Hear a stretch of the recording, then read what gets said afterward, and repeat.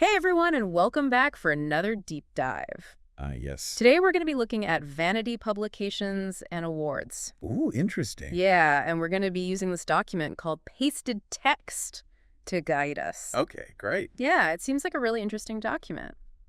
There's a lot in here, Yeah, there's a lot to unpack. but it's something I think that a lot of our listeners are probably going to be interested in. Oh, for sure, especially writers and creatives. Yeah, They're the ones who are often targeted by these schemes. right, exactly. Like anybody who wants to put their work out there. So let's just jump right in. Okay. Can you just, first of all, define what Vanity publications and awards are? Sure. So, a vanity publication is essentially a publisher that makes money from authors' payments Okay. rather than from book sales. So they're not really, It's a pay-to-play model. okay, so it's like the opposite of a traditional publisher. Yeah. Exactly. Where they're kind of fronting the money and then... Right. They're investing in the author in the book and hoping to recoup their costs through sales. Right. Whereas with vanity publishing, the author's bearing all the risk Okay. And then... and often paying a hefty sum up front. And what about Vanity Awards? So vanity awards, they're kind of similar in a way. Yeah. They offer this prestige and recognition, but it comes with a price tag. So you have to pay to win. Yeah, essentially. Okay. They might charge you a fee to enter the competition Gotcha. or a fee to accept the award if you win. Okay, so how do these schemes operate? Well, it often starts with a very enticing offer. Okay. You might receive an email congratulating you on being selected for this prestigious award. Oh, wow. Or a publishing opportunity that guarantees to make you the next bestseller. Mm-hmm. And it really plays on your ego. Yeah. Your ambition makes you feel like you've been handpicked for greatness. Right. But in reality, they're just casting a wide net, Okay. hoping to reel in as many unsuspecting victims as possible. So they're just kind of putting it out there and seeing who takes the bait. Exactly. And so what are some red flags then? Well, one of the biggest red flags is if they ask for a lot of money up front. Yeah. Legitimate publishers and awards programs rarely, if ever, operate on a pay-to-play model. Okay. So if someone's asking you to pay a large sum of money Right. just to consider your work, Yeah. that's a major warning sign. And also those kind of big promises of fame and fortune. Oh, yeah. Like, Those are huge red flags. yeah, like anyone can say that they can make you a bestseller. Like, they'll promise you the moon, but there's no guarantee. Yeah. And often these promises are just empty hype. So, okay, so how does traditional publishing work then? So with traditional publishing, you typically submit your manuscript to a literary agent Okay. or directly to a publishing house. Mm-hmm. And if they're interested, Yeah. they'll offer you a contract. Okay. The publisher then takes care of all the aspects of publishing your book, Mm-hmm. like Mhm. editing, printing, marketing, distribution, and they invest in your work, Right. hoping to make a profit from book sales. Okay, so it's kind of like you're both in it together. Exactly. It's a partnership Yeah. where the author and the publisher share the risks and the rewards. Okay, so besides those red flags, Mm-hmm. like big fees, Right. big promises, Yeah. what are some other things to watch out for? Well, a lack of transparency is another big one. Okay. So if an organization is vague about their selection process Yeah. or their judging panel or your track record, that's a red flag. So basically, if they're not willing to be very open about how they do things, that's Right. probably not a good sign. Exactly. Okay, so what can you do then if you've already fallen victim to one of these scams? Well, the first thing you should do is contact your bank or credit card company Okay. and report the fraudulent transaction. Mm-hmm. See if you can get a charge back. Yeah. You should also report the scam to the authorities, Right. like the Federal Trade Commission or your local consumer protection agency. Mhm. And, it can be really helpful to share your experience with others Yeah. so that they can avoid falling into the same trap. Right. So kind of warn other people about it. Exactly. Okay, so for our listeners who are writers or authors, Mm-hmm. what are some additional tips for them? Well, one of the best things you can do is educate yourself about the publishing process. Okay. Learn how reputable publishers operate. Mm-hmm. Familiarize yourself with industry standards. Yeah. Understand what a fair publishing contract looks like Right. so that you can protect yourself and your work. So basically just be informed. Right. Yeah. Knowledge is power in this industry. Okay, well, this has been a really interesting conversation so far. Yeah. It's a lot to think about. Yeah, there's a lot to think about. We've just kind of scratched the surface here. Right. We'll be right back, though, to delve a little deeper. Sounds good. Welcome back, everybody, to our deep dive on Vanity publications and awards. One thing that's interesting about these vanity publishers is how they'll often twist the concept of a book advance. Yeah, in traditional publishing, that's like an investment from the publisher, right? Exactly. They believe in your book's potential, Yeah. and they give you money up front. Right. But these vanity publishers, they might ask for a big payment up front too, Okay. but they'll call it an investment when really it's just a fee for their services. So it's not really an investment. Not in the true sense. So I guess the big difference is like who's taking the risk. Right. With a traditional publisher, they're taking on the financial risk. Exactly. But with vanity publishing, the author is the one who's risking their money. That's the key difference. Okay. It's kind of sad to think that there are so many writers out there who might get tricked by these vanity publishers. Yeah, it's definitely a problem. Makes you realize how important it is to really do your research. Absolutely. Knowledge is power. Yeah.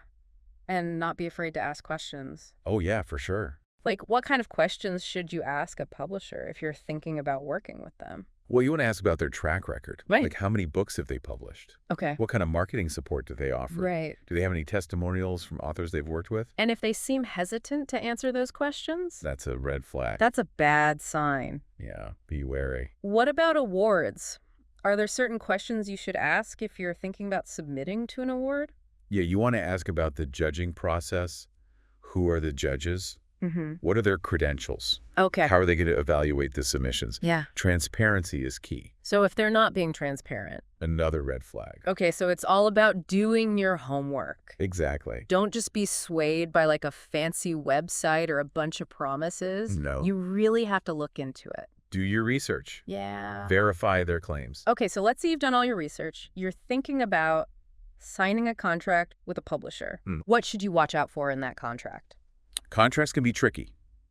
So take your time, read everything carefully. Yeah. Don't be afraid to ask for clarification or even seek legal advice if you need to. Okay. You want to make sure you understand all the terms Right. before you sign anything. And especially watch out for any clauses that seem unfair or one-sided, like if they're asking for a lot of rights to your work. Yeah, or if they want you to pay for things that should be included in the publishing package. So it's not just about protecting your creative work. It's also about protecting yourself legally. Absolutely. Okay, so we've talked a lot about the negative side of publishing, but I want to shift gears a bit and talk about the positive side. Okay. What are some things that writers can do to build a successful and fulfilling career? But first and foremost, focus on your craft. Keep writing, keep learning, keep improving. So don't get discouraged if you face rejection. No rejection is part of the process. Yeah. It's how you learn and grow. And it's important to connect with other writers. Absolutely. Build a community. Find your tribe. Yeah. Support each other. Attend workshops, conferences, things like that. Yes. Those are all great ways to connect and learn. What if you've already fallen victim to one of these scams? Like, what can you do? Well, first of all, don't beat yourself up about it. Okay. It happens to a lot of people. Right. The important thing is to learn from the experience Yeah. and take steps to protect yourself in the future.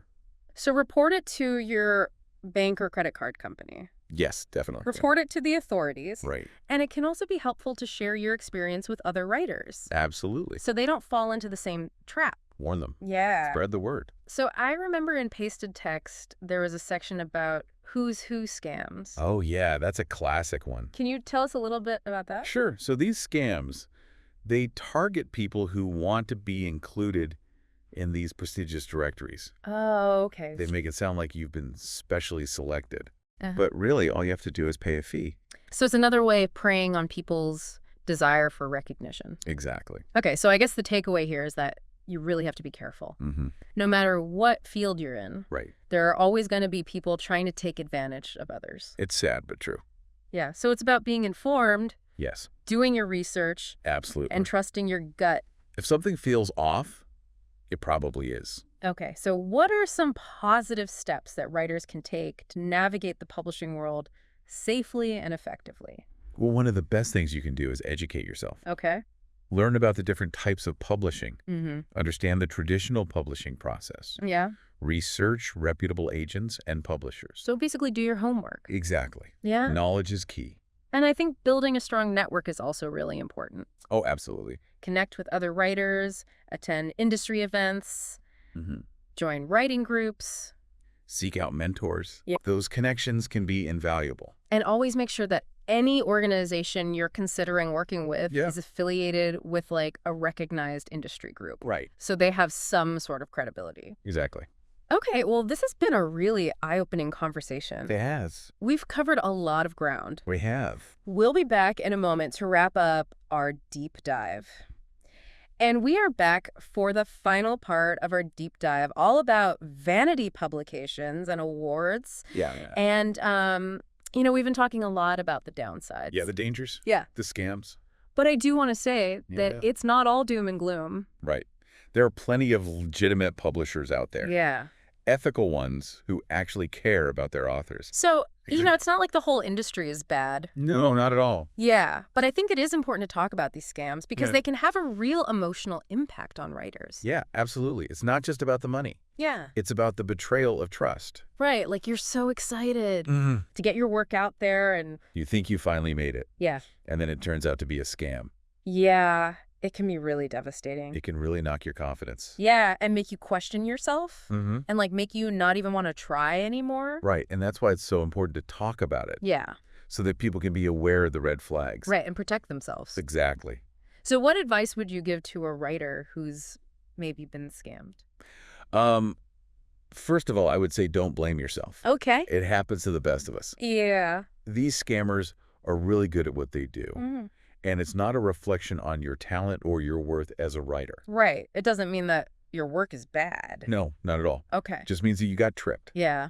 And the important thing is to learn from the experience and move on. Okay. Focus on your writing. Right. Keep improving your craft. Yeah.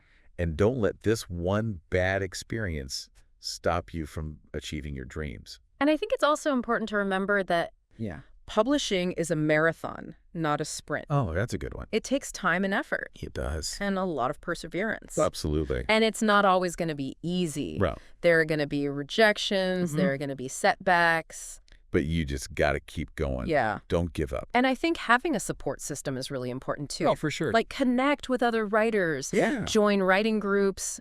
Find mentors. Those connections can make all the difference. Yeah, because you can kind of share your experiences and learn from each other. And support each other. Yeah. Through the ups and downs. Okay, so just to wrap things up, what's the one thing that you want our listeners to take away from this deep dive? I would say don't give up on your dreams. Okay. If you're passionate about writing, don't let anything stop you. Okay. Keep writing, keep learning, keep growing.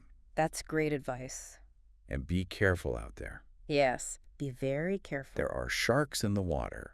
But there are also a lot of really great people. Oh, absolutely. Yeah. The vast majority of people in this industry are good people. So just be informed. Right. Do your research. Exactly. And don't be afraid to ask questions. Never be afraid to ask questions. That's great advice. Yeah. Well, thank you so much for joining me for this deep dive. My pleasure. It's been a really interesting conversation. It has. And I hope our listeners found it helpful. I hope so, too. And I hope you all keep writing and keep creating. And we'll see you next time for another deep dive. Bye, everyone.